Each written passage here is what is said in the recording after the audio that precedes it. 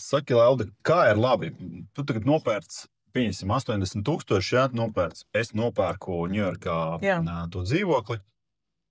Kas, kā teiksim, tas strādā? Kā es no savas Rīgas, Latvijas, Okay. kurš man tur apsaimnieko to visu? Pēc būtības ir, teiksim, ārvalstīs. Kā es daru, es vienmēr atrodu tur vietējo cilvēku. Vai nu tas ir vietējais, vai nu tas ir vietējais latvietis, vai, atkarībā kā saliekās. Bet pārsvarā tas notiek visā attālināti. Ja nu akurāti ir kaut kāda dokumentācija jākārto, tad vienmēr ir cilvēkam izvēle. Vai nu tu tā esi pilnvar man, ka es drīkst izdarīt konkrētas lietas, vai tu pats dodies.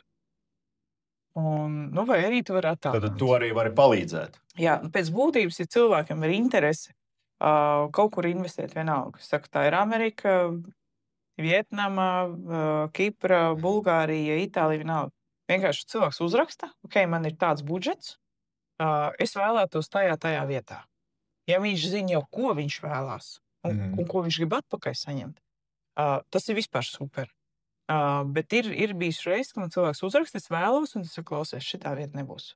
Tā kā skaties uz tikai tīri uz skaitļiem skatāmies. Tu arī palīdzi drusku ieviezīt to virzienu. Jā, ja ir akurāti pilnīgi ne uz to pusi, tad es pasaku, klausies, šitā nebūs. Te tad dabūs tādu atmaksas periodu. Bet par to pašu ciparu šeit var dabūt 2 reizes vairāk.